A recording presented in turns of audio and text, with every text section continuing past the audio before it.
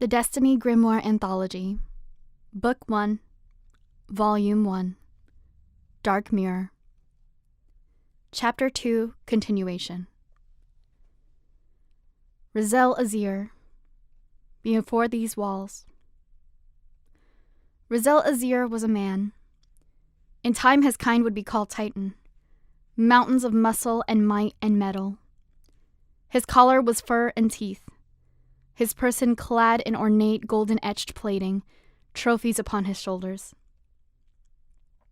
This was before the city was the city. This is before the walls, still in the shadow of the fragile giant above, but before. Salvation seekers came, survivors, weary remnants of a people on the brink. These were the days before reason took hold, before study was merged with belief. The giant was looked to as one would a god. Maybe it still is. Factions grew from the huddled masses, like minds coming together to provide support, comfort. Over time, these loyalties demanded loyalty. Differences that used to inform, viewpoints that when joined granted a larger understanding of the whole, became points of conflict. The sanctuary became divided. The shadow of light grew darker. This, humanity's last oasis, slowly fading to a mirage. Great, powerful men and women, the Risen, stood at the faction sides. Protection, enforcers, misused possibility. Misery crept into this false paradise, yet hope lingered. Seeing the cracks in this society born beneath the giant's fractured shell, some among the Risen challenged the dissolution of all that could be. They would no longer serve as instruments of oppression. They would be more. Thus began an unnecessary war made necessary by greed, ambition, fear. And, in the chaos of this struggle, came the scavengers, aliens with appetites, a common enemy. In the end, the scavengers were repelled and the factions fell, their grip broken, though their beliefs remained. This was the earliest days of the Guardians, when might found purpose. Prosperity was in reach. Rizel had been a champion of these wars, a leader. Against the alien pirates he had been more. If the giant wasn't a god, then maybe Rizel was. As the first walls formed, built of hard work and sacrifice, Rizel and the Guardians stood against the alien plunderers time and again. More survivors arrived, more warriors. The Guardian ranks swelled, the city grew, hope blossomed. To Rizel it was a currency. Hope bought tomorrow. Tomorrow bought the effort needed to survive today. Yet Rizel grew weary. Stories haunted his nights, old stories, those no longer told. Those locked behind tight lips for fear of what they may invoke. Whenever the sun dropped below the horizon and the moon rose high, Rizel's thoughts wandered. How safe was safe? How long could they fight with the darkness still writhing? So, every day Rizel would fight and build and protect. And every day a city grew beneath the giant. And every night he would think about all that was never said and stare intently at the moon above. Rizel Azir, war without end. Exery's ambush. His foot pressed hard to the sun-cracked ground. Beneath it the Vandal's neck gave. A hiss of ether burst free before dissipating. Rizel turned. 3 dregs charged. Their captain raised his shock blade high, unleashing a battle cry to fuel their courage. Focused fire spit from the muzzle of Rizel's full auto. The dregs fell. To the captain, Rizel was a trophy that would buy unmatched respect among his devil brothers. To Rizel, the captain was already an afterthought, as ether leaked from the pirate's broken body with each blow of Rizel's heavy fists. Rizel's attention had shifted to the unknown, but inevitable, battles to follow. This was the state of things, conflict as common as breath. The Tescan Valley encounter, A ketch with unfamiliar markings hung low between two peaks, a rare sight. Fallen flagships weren't known to linger so close to the surface, preferring constant motion, like sharks on the hunt. Skiffs circled below the ketch as their crews prepared to plunder any treasures the facility held. Rizil leveled his rocket launcher. A digital ping signaled a lock, and a trail of smoke shot toward the lead skiff. 2 more rockets followed in rapid succession. The lead skiff took 2 hits, lurched, and retreated back toward the ketch above. The third rocket caught a trailing skiff as the craft turned to engage its attackers. Rizil looked back. Go. You can't take a ketch alone, Hassa laughed. The ship isn't my target. Rizil had a plan. Hassa hated Rizil's plan, with equal parts envy and concern. Lead the skiffs away, he continued. We'll meet... Can't meet if you're dead, Tover shot back. Rizil smiled beneath his helm. Go. Hassa and Tover throttled their sparrows and disappeared into the heavy woods. Rizil watched from cover as the skiffs gave chase. The fallen below had taken defensive positions. The rocket attack caught them off guard, but they were ready now, and there were more of them than he had time to count. Rizil raced down the slope, weaving between the thick growth of brush and pine, on a direct path for the fallen clustered at the mountain's base, his ghost at his side. I need you to hang back. Trust me. Always have. How quick can you light my spark? You expect to die? Can't say that's the best. How quick? Quick. Be ready. 4. You'll know. Rizil's ghost slowed as the guardian hit the valley floor. The fallen opened fire. Rizil leapt from his sparrow as it transmattered away, his rifle spraying lead at the entrenched pirates. The fallen's arc bolts peppered Rizil. Eager dregs rushed and were met with death as Rizil marched forward. A massive blast cratered the ground a few feet from the Titan. The ketch had turned its guns on Rizil. Another blast impacted to Rizil's left and he stumbled. A third exploded directly in his path, and Rizil fell. From the tree line, his ghost watched as the fallen celebrated, and a skiff drifted down from the ketch above. The circle around Rizil's body parted, and the imposing figure of their Kel stepped forward to admire his prize. The chittering excitement quieted to a steady drone as the Kel lifted Rizil's limp body by the neck.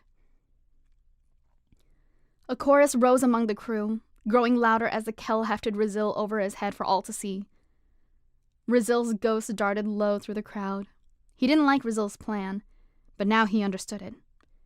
Distracted by their Kel's triumph, the ghost's presence went unnoticed, until a beam of light swept over Rizil's body. The mood shifted instantly, cheers turning to ravenous shouts. The Kel's gaze fell to the ghost as the beam faded. The circle began to collapse, the fallen set to pounce. As the Kel moved to toss Rizil aside, cold steel met the underside of the alien marauder's jaw, followed by a red flash as Rizil pulled his cannon's trigger. Either spewed in an angry geyser, and the Kel's grip loosened. Rizil hit the ground and unloaded 5 more rounds into the fallen leader's torso. The monster dropped. Frenzied, the Kel's crew closed in like a flood. Rizil's ghost lifted above the fray, frantic. Now, now, now! In one motion, Rizil rose from a crouch, his fists clenched and raised high as a storm of arc light built within him. His full might raining down on the Kel's chest. The shockwave of Rizil's attack hit like a meteor, shattering the Kel's body and any fallen within the Havoc Storm's radius. The remaining fallen staggered, knocked back and dazed. Rizil's triggered his sparrow. His ghost flew to his side. We leaving? Before that ketch opens up on us? Rizil punched the throttle as the fallen crew opened fire. Let's never do that again, his ghost pleaded. Rizil didn't have to reply. If war was a constant, never was just an illusion. In defense of North Channel, Winds from the south caught the smoke and began to clear the thick air. Slowly, the citizens of the small snow-covered settlement came out from their hiding places. Rizil surveyed their faces, each weary but flecked with hope. Living in the wilds was all they had known, surviving, fighting, hiding. These people had heard stories of a safer place, but tales of a better life were so rarely true. Rizil and his companions had been tracking these, fallen for weeks.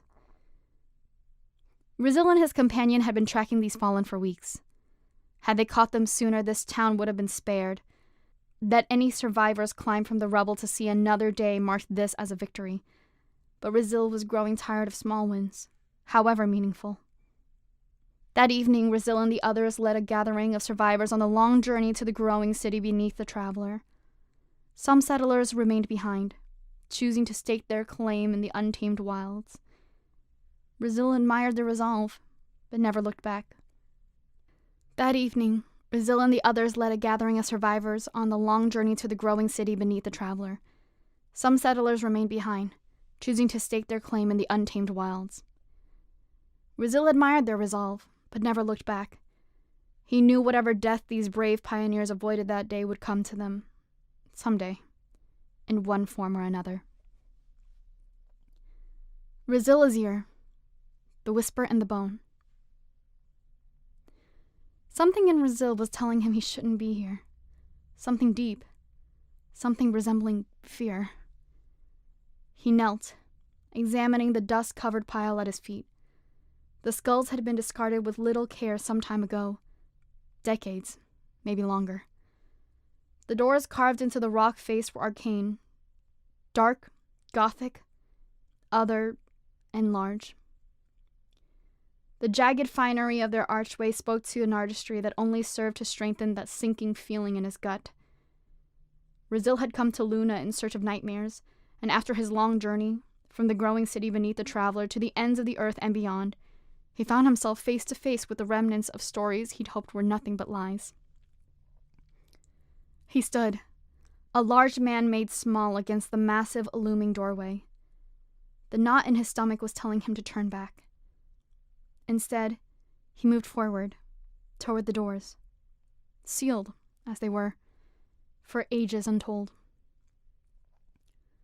After only a few steps, a shrill, heavy scraping cut the air. The massive doors were opening. Rizil steadied his rifle as a lone shape, floating just above the ground, appeared from the deep black beyond the threshold. The figure in the doorway, a dark, ethereal woman cloaked in tattered ceremony and armored with ornate bone, danced in the air. Rizil and the demon woman held their ground, contemplating one another.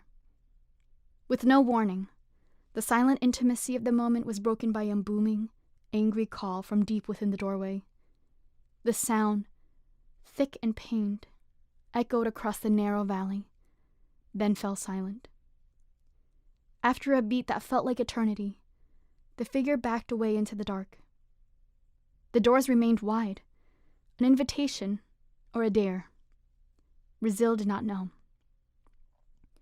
Nor did he care.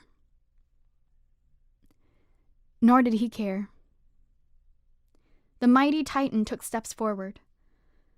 I'm not sure this is a good idea. His ghost's concern was impossible to mistake. Not sure that matters. We've come, we've seen. Maybe the best course here is to warn others. Gather an army. Maybe. I'm just saying, it's possible you can't handle whatever it is we've upset here. We've woken nightmares. Rizil's attention was singular, focused intently on the dark beyond the threshold. The hive were supposed to be gone. The ghost mulled the full consequence of this mistaken belief. They've been silent for... Well, they're not silent anymore. That scream, these doors, they're best left alone. I can't do that. Rizil continued forward, toward the dark, toward the unknown. Stay here. Excuse me? Get distance. We don't know what this is. What's coming. Can't risk you too close to an unknown. And if you fall where I can't find you? If I fall, if I don't return, run. Tell the others. Warn them all. There are worse things than pirates. Rizil steadied his rifle and stepped into the dark as his ghost lingered. Hours passed. More? Time was lost in this place, and with it any remembrance of hope, of promise, of purpose and the longing for a brighter tomorrow. Down amongst the shadows there were no tomorrows. Down in the abyss there was no hope. Rizil's footfalls echoed, lonely, measured steps with no guarantee of purchase. At any moment the world could fall away, and he would be lost, the forgotten hero who foolishly sought nightmares. Then, a presence, sweeping and dreamlike. Rizil leveled his rifle. He could sense the witch, but found it impossible to track her in the dark. Rizil opened fire. Short, focused bursts to light the ebony corridor. The demon witch circled just beyond the reach of each burst's glow. Rizil kept firing, using the short flickers of light to gain bearing. The witch laughed, and a thick black cloud engulfed Rizil. The Titan kept firing, but his movements were restricted. The cloud confined him, caged him. He could hear her moving just beyond his sight as her laughter rose in pitch, cutting into Rizil's mind and soul like a tempered blade. Rizil flinched as the wicked woman began to speak in a tongue that resembled torture more than language. The pain was searing, complete. The demon approached the writhing hero. As she spoke, her violent words began to take shape, morphing from syllables of death to a known offering of haunted human languages. The demon woman leaned in close and whispered intimately. Rizil's ears bled as she spoke. I am the end of morrows, Zyre, the blessed. Zyre, the betrothed. I am of the coming storm.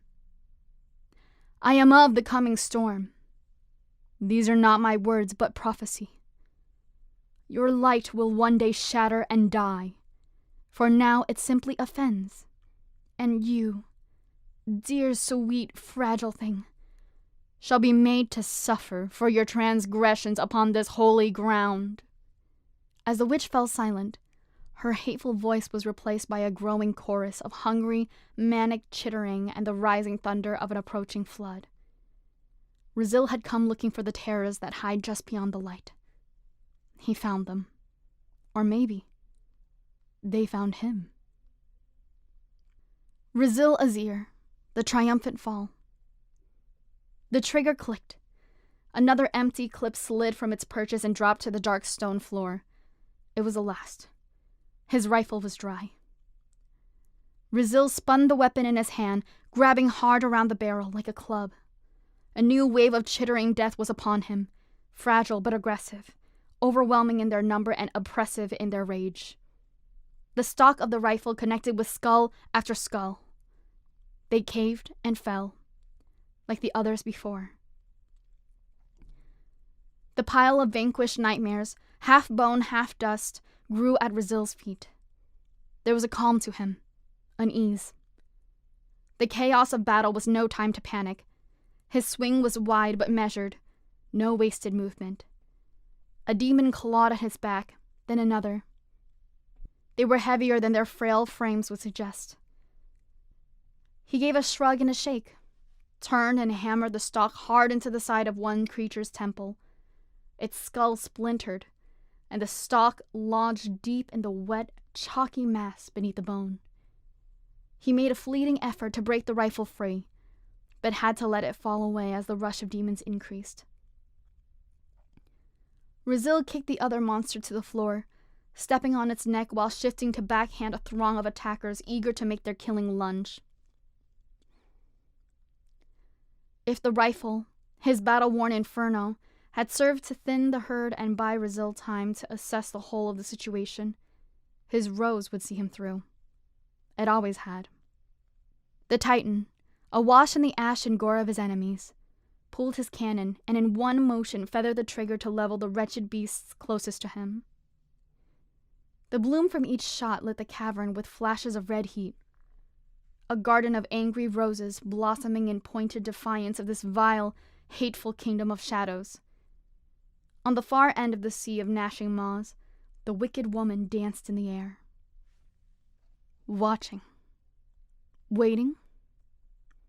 Rizil's cannon was loaded and ready to fire as if an afterthought. He let loose another barrage, and 6 more demons slumped, lifeless upon the pile. The witch unleashed a violent cry. And as quickly as it had begun, the onslaught subsided. The chittering fell from a deafening roar to an eerie chorus, humming through the ebon haze just beyond his sight. Rizil stood, straightened his tired back, and took long, deep breaths. The storm had not been weathered. He could feel it in his gut. He stood now, not at peace, but within the eye, the swirling, terrible lull before the waves came crashing once more. The wicked woman laughed, a horrid, grating screech, followed by footsteps, heavy and hard. Thum, thum, thum, thum. Rizil squinted against the dark as he slid new lead into his cannon cylinder. A shape took form, approaching from the deep. A being of might and mass that dwarfed the Titan. A cleaver the size of an ordinary man, bigger, hung effortlessly in its hand. Its body was thick with ornate bone, a living armor that was one with the beast. Rizil let out an accepting sigh. The creature walked like a man burdened by untold sin, lumbering and slow, though its stride covered ground with an unnatural ease. To Rizil, the approaching horror cut an imposing silhouette not unlike that of an ancient, disgraced knight. Maybe it had been heroic once. Maybe here in these shadows, to the watchful eyes of the wicked woman and her rotting horde, it was a hero still, only for a darker, more sinister cause. The thought intrigued Rizil. The fight he had come all this way to find, the enemy he had hoped was nothing but a legend's lie, seemed eager to greet him. He smiled beneath his helm, then spun his rose with a confident hunter swirl before steadying his aim and fanning its hammer once more. The angry bloom lit the dark. 6 shots, center mass. Rizil's lead pinged off a sudden, shimmering wall of black. The knight had conjured a protective barrier as if from nothing. Unable to comprehend the creature's arcane methods, dark magic or unimagined tech, or even a joining of the two, Rizil didn't care. He reloaded and prepared to face the unknown. As the ethereal shield faded, the beast raised its blades and let loose an aggressive, inhuman roar, hell's own battle cry. Rizil accepted the challenge. His rose gripped tightly in his vice grip, the Titan charged forward. He would meet the shadow's rage head-on. 2 days had passed since Rizil stepped from the dark corridors beneath the moon, back into the light. His ghost pressed him for details time and again. He wanted to know all he could of the wicked woman and her promise of suffering, of the sea of mindless, chittering death, of the hulking knight and Rizil's epic battle. The ghost was enthralled and deeply concerned. If the monsters below the moon were active and aware, the city must be warned. Rizil agreed. As they watched another Earth rise from the lonely quiet of the lunar surface and planned their long journey home, Rizil pulled fragmented bone from the pouch that hung on his left hip, a reminder of the evil that lurked beyond the light, and the last remnants of the wicked woman's betrothed. And while he recounted once more the events of his time in the shadows, he took his rose from its holster and began grafting the bone to its steel frame. Just another trophy from another battle won. It was only later, and far too late, that the first whispers came, and the bones revealed their true, jagged purpose. Chapter 3. Shadows Beyond. In the beginning I toed the line. My ghost brought me up out of the long black, led me to a gun, told me I was a warrior. She said I was supposed to protect humanity. I told her I didn't see much reason in fighting for people who'd never given one damn about me. She said I was special. I told her if that was true, she wouldn't have found my bones in the back end of nowhere. Didn't know who I'd been before she woke me up, but I knew enough to know I was no hero. Her rules didn't make much sense to me. I was supposed to do all the bleeding, all the dying. I was the one pulling the trigger. I was the one who couldn't close my eyes without seeing one of 1,000 things I'd rather forget. Nightmares that turned into horrors on planets that weren't my own, that turned into more nightmares. The rest didn't have to do anything but be saved. So I started thinking. Then I started reading. I'm no warlock, but it didn't take a warlock to track down the stories of the Risen who'd taken a hold of the dark and made it his own. The man who'd gone down into the tunnels and burned down the horrors, took their remains and wore them like a king, stripped away the petals of the rose like broken shards. They say he fell to corruption, that he lost himself and had to be put down, that the man with the golden gun is the hero who saved the day. And I don't believe it. I'm not the only one either. Not many of us left now, but we've walked in his dust. We know everything he ever did. We understand what you don't. He wasn't the demon the stories make him out to be. He was showing us the way. My ghost doesn't talk much these days. When she does, she calls me by my old name, Callum. I don't answer to that anymore.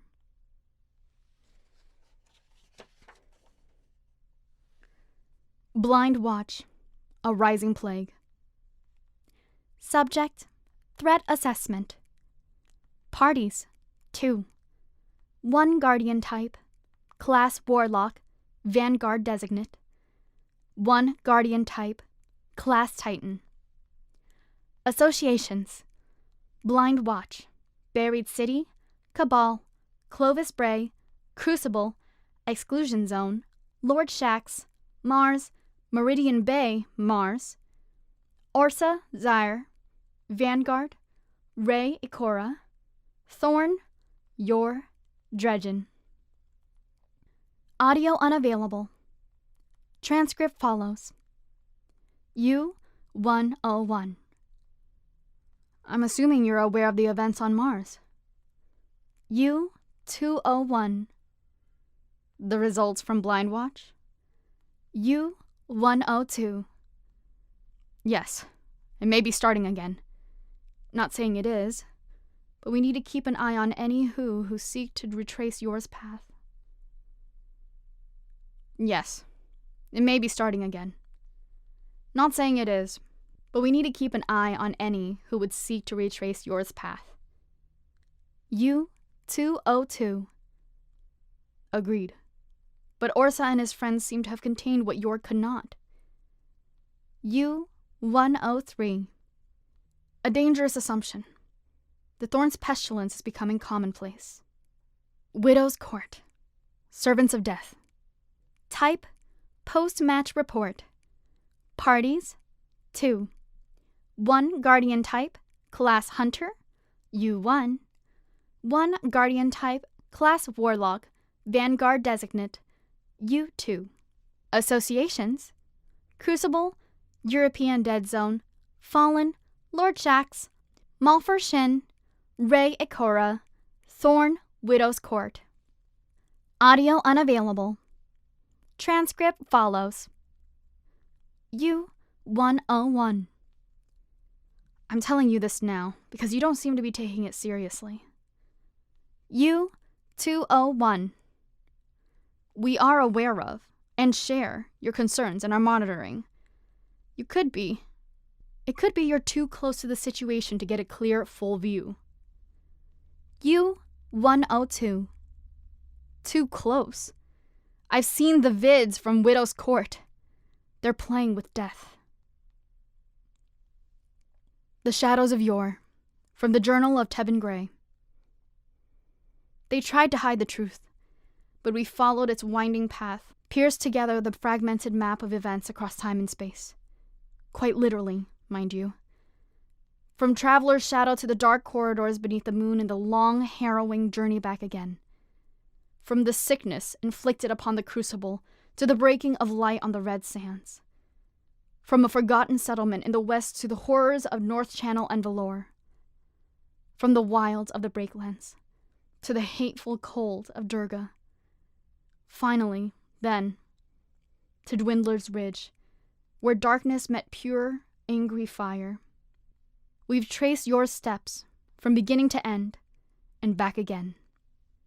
We've studied his reign, the terror he seeded, the violence he wrought as if free of conscience, only to discover a true and terrible thing. He was not simply the monster the legends claim him to be. Though, in finding this truth, we've come to understand the desire to build an armor of false narrative around all he'd done, all he'd become.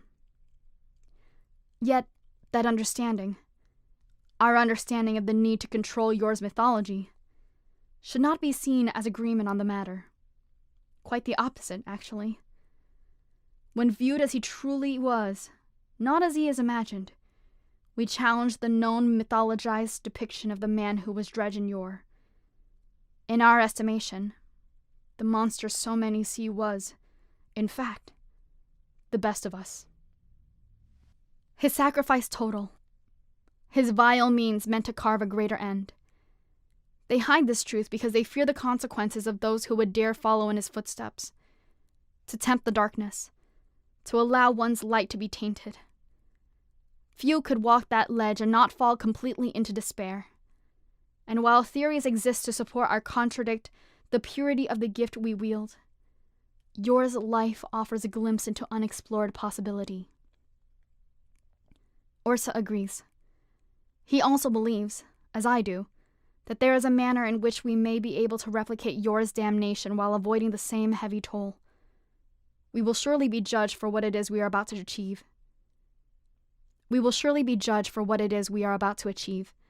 And there will surely come a time when the lone gunman will want words, or worse. But we go now upon an old path, one we seek to make our own. And should we fail, may the light avenge all those we make to suffer.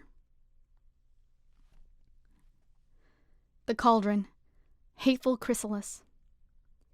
Type, Post-Match Report. Parties, 1. 1 Guardian Type, Class Warlock, U1. Associations, Cauldron, The Crucible, Grey Tebben, aka Bane Dredgen, Hive, Lord Shax, Moon, Earth, Ursa, Zyre, aka Vale Dredgen, Thorn, Yor, Shadows of. Audio unavailable. Transcript follows.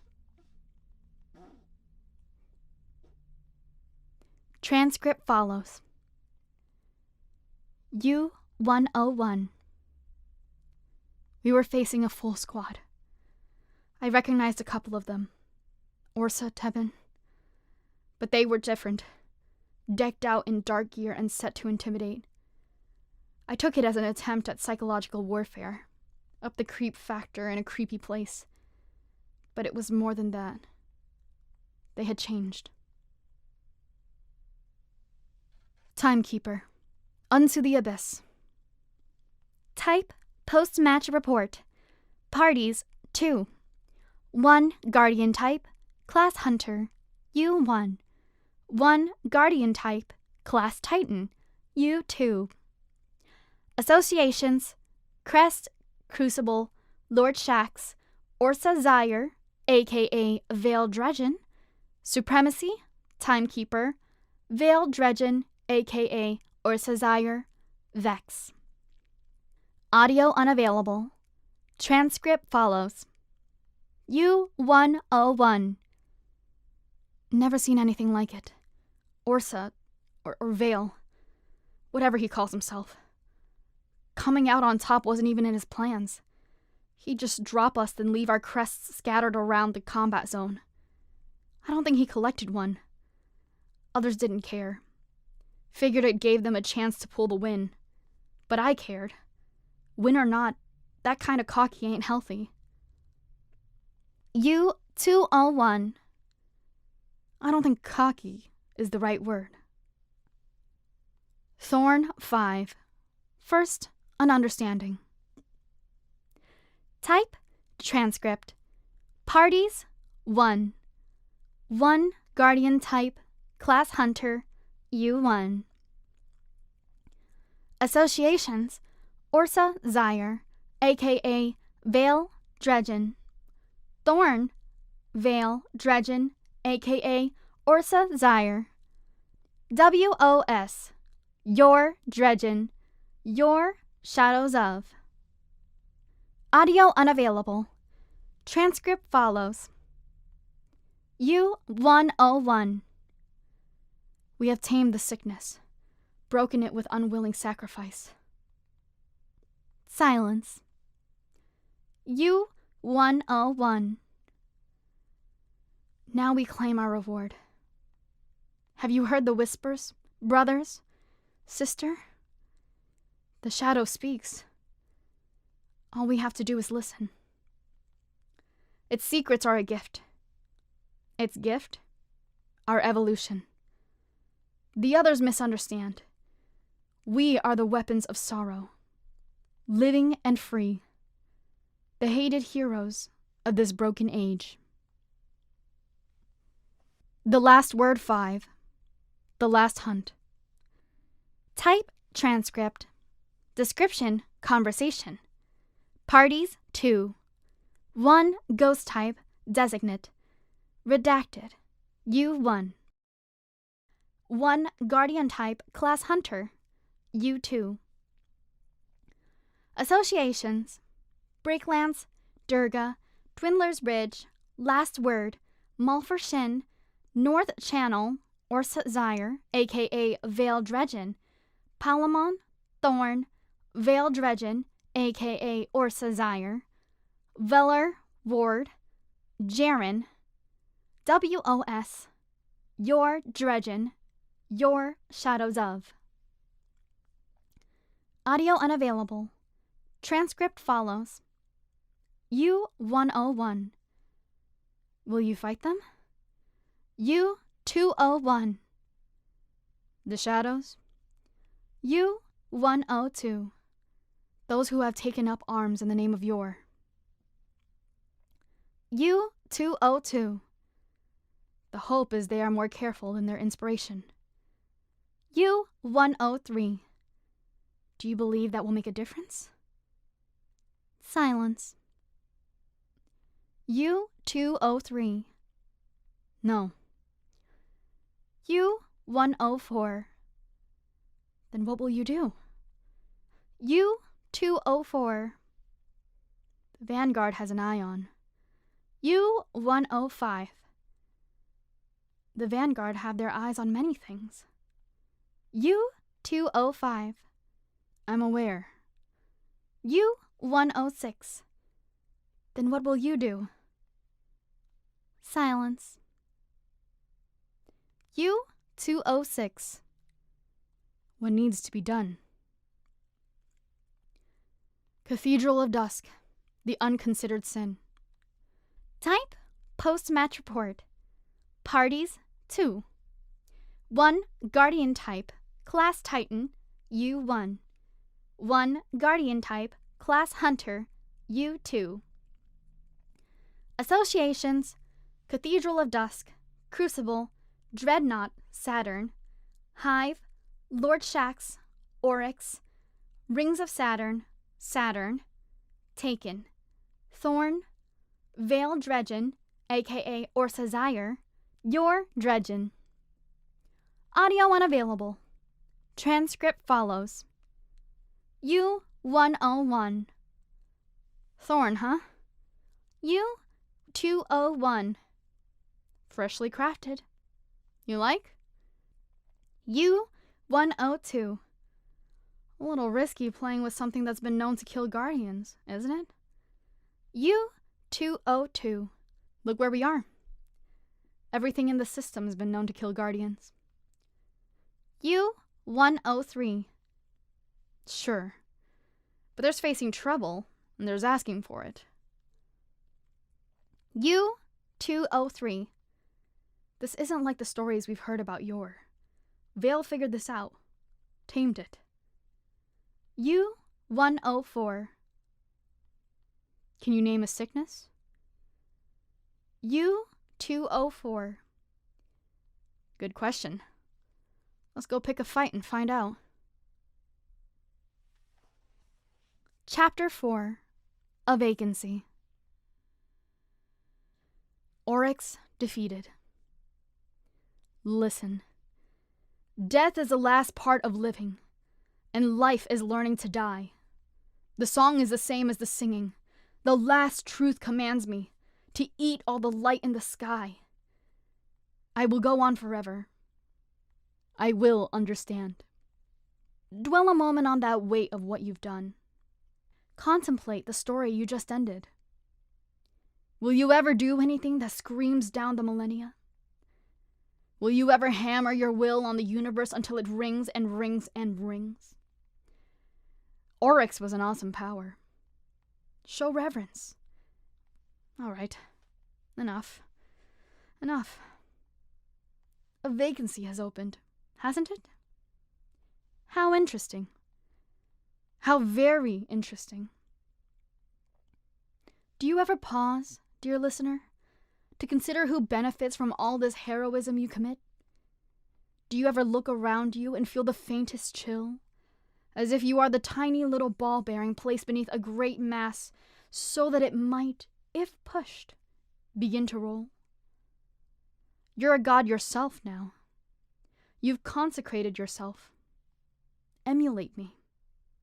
Use your power to learn. There are worse things to practice being. King's Fall. Where are you going? No, wait. Listen. I was right, at first. In the ever-expanding blighted place, even light must obey the sword logic. Even you guardians, you best and brightest of the dying dawn, you drew blood in honor of the taken king. The war priest did his duty, and you did yours. Oryx was challenged, yes, but challenged in the way of the hive, which is to say that challenge is worship, its challenge is power. Sword logic. You played your part well. You were not supposed to touch the light. How did you find your way into the king's cellars? How did you even recognize that benighted draught? How did you even recognize that benighted draught for what it was? Do you not know that the hive pursue light precisely for the purpose of devouring it with slavering jaws and slick, greedy, gulping throats? How did you take, or rather untake, the blighted light that Oryx gathered to offer and sacrifice to Akka, and ignite it, so that it burned and burned the darkness? It was barely light anymore, but you took it. And when you took it, you did not keep it. You set it free. You fools! You disastrous, bumbling squanderers! It's not right! Who now shall be first navigator, lord of shapes, herald god, taken king? Not you! You might have been kings and queens of the deep, but you have toppled Oryx and you have not replaced him. There must be a strongest one. It is the architecture of these places. It is the architecture of these spaces. Why are you leaving? Touch of malice. Let them feel every lash, every curse, every touch of malice that they first dealt to me. Eris Morn. A weapon that draws upon the hive's ravenous darkness itself. A weapon that could turn back upon the hive all the suffering they have inflicted upon us. It is done. I name it Touch of Malice, for it is not but the hive's own doing. Take it, guardian, and remember that they had a choice. And now, so do we.